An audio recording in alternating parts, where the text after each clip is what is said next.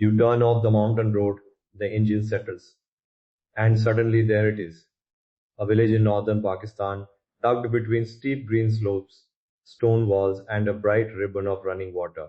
It looks like the perfect photograph. You reach for your phone, then stop. This is not a viewpoint, it is someone's home. I'm Sharjeel, and Abdullah is with me today. He notices every stream, footpath, and misplaced crisp packet. We're imagining that first village stop and showing you how to arrive as a guest. And honestly, the good news is that you do not need a giant rule book in your rucksack. You need 5 habits: greet, ask, pay fairly, protect shared spaces, and thank people. Simple enough to remember, even after a long drive when your brain is mostly thinking about tea. Exactly. And the first habit starts before you open the car door. Park without blocking a lane, turn the music down, and take a moment to see what is around you. Are you beside homes, a working field, a school, a water point? A lane that looks like a trail may actually lead through somebody's courtyard.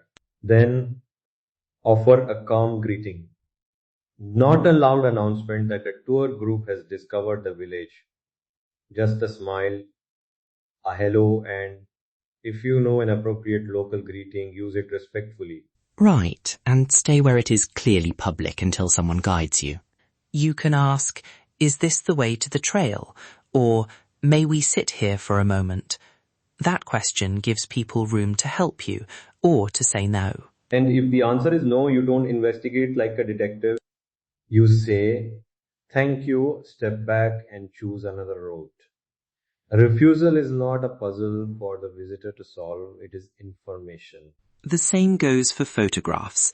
Before you photograph a person, a home, a courtyard, or somebody working, ask. With children, wait for a parent or guardian's permission. Wait, ask home if the person is busy and you only have a second. Then let the photograph go. That is the answer. If someone turns away, looks uncomfortable, or cannot reasonably respond, put the phone away. No dramatic sigh, no disappointed tourist face. That face is real. You have seen it. The eyebrows say, but my travel story. I once watched a visitor frame an old doorway because the light was beautiful. Just as he lifted his phone, the owner appeared behind him. The visitor froze, the owner froze, and suddenly the doorway was the least awkward thing in the picture. A simple, may I take a photograph, would have saved everyone. And permission does not turn daily life into a stage. Do not ask people to repeat a task, enter a home for a better angle, or photograph private moments. Sometimes the best picture is the one you decide not to take. Now picture the tea stop. I park across half the lane, reach for my camera, and point at a family working beside the house. First correction, move the car. Fair. I move the car, greet them, ask where visitors can sit, and ask before taking any photograph. Then before ordering tea or hiring a guide, I confirm the price, what is included, and how long the service lasts. Good.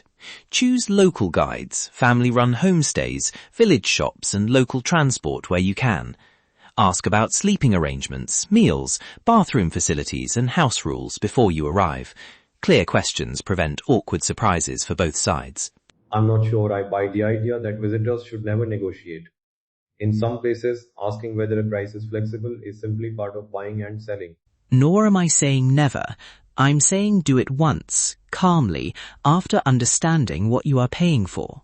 A guide's price may include time, fuel, preparation, and knowledge of a difficult road. So the useful rule is confirm the rate, ask if it is flexible, accept the answer, and pay promptly once you agree. Do not turn a small discount into your proudest adventure story. A hand that I can stand behind. Ask clearly, agree clearly, and do not haggle just because you can.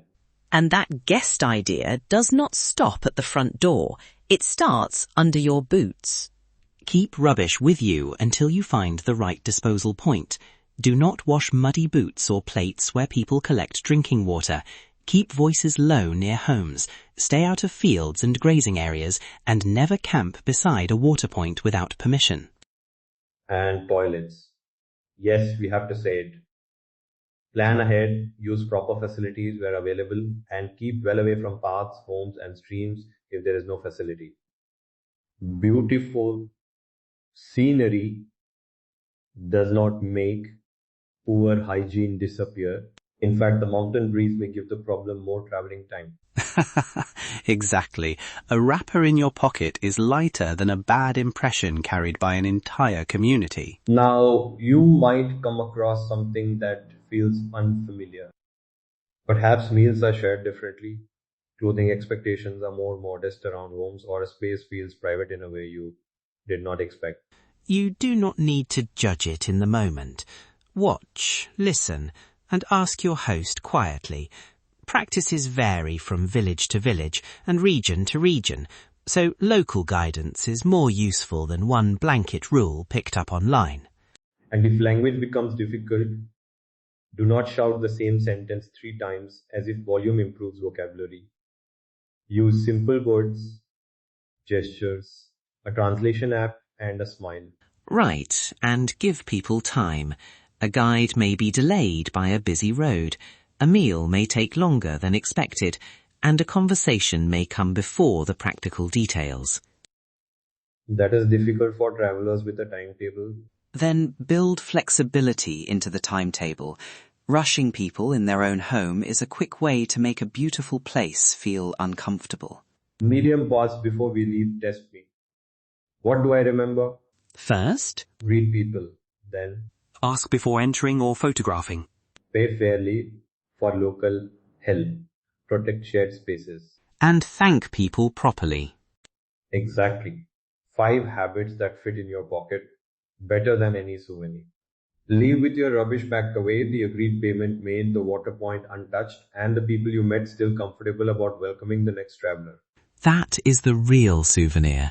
Not just a full camera roll, but the feeling that your visit fitted gently into the place. For more route ideas, practical travel guidance and stories from the northern areas of Pakistan, visit the Travel Dairy site. Subscribe as well so you can join us on the next journey. Travel widely, tread lightly, and remember, every mountain community is a home before it is a destination. Alright, until next time, arrive with curiosity, leave with gratitude, and travel as a guest.